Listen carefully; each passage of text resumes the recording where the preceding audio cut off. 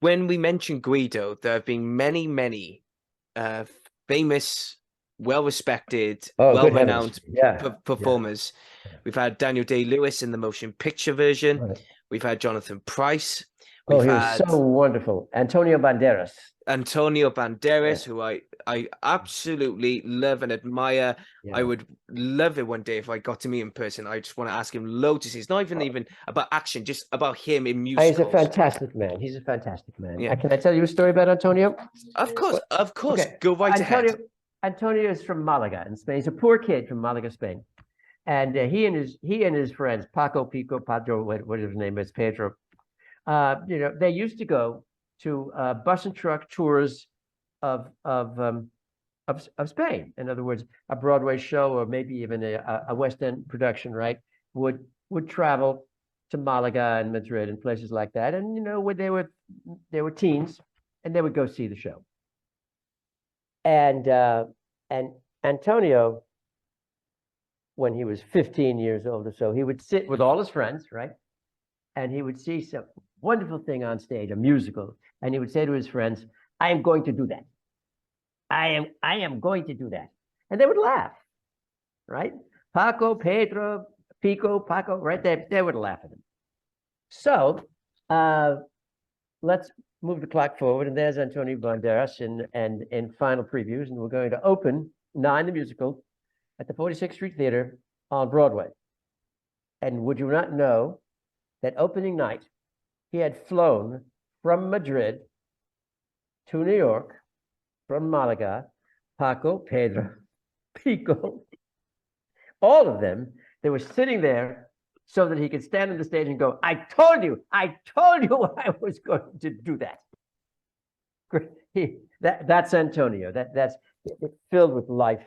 And it's an absolutely true story. So he knew what he wanted.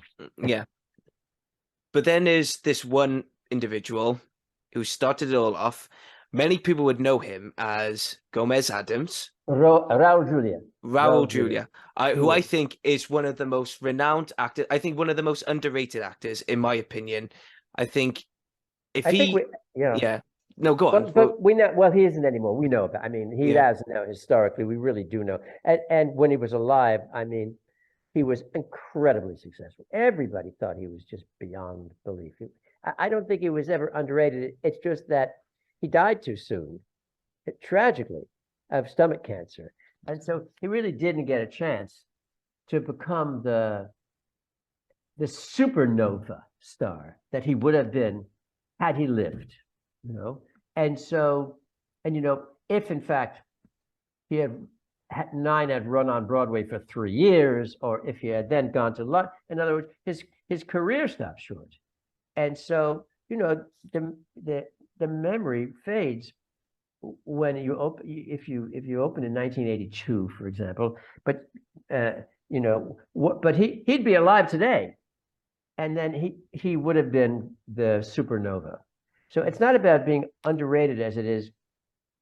If you don't stay present, he just died too young, to really fulfill what would have been his ultimate glory.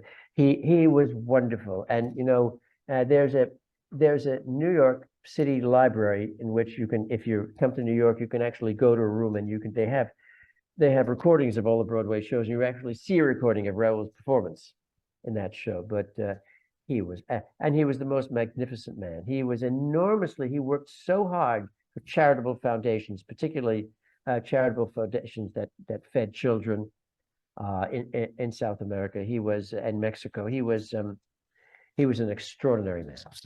Any fun stories to talk about when you and him did Nine in the opening? Is there any fun stories to tell about Raul Julia maybe as a professional, maybe as a person? Well, again, he's when he died, 3 priests came from South America to speak about him because his charitable deeds were so extraordinary. Raul was one of the most illuminated people I've ever known. He just had a light inside of him, and his dramatic gifts were extraordinary. His sense of humor was absolutely wonderful. I remember. I remember. He would sing the Saint Sebastian, and Saint Sebastian's School for Boys is a song in our show, and it's very demanding on the voice. And so what I did was is that I had the orchestrator create a band arrangement of that show in two different keys, a higher key for when Raul was feeling very strong, and a slightly lower key when he would be singing because it would strain his voice too much.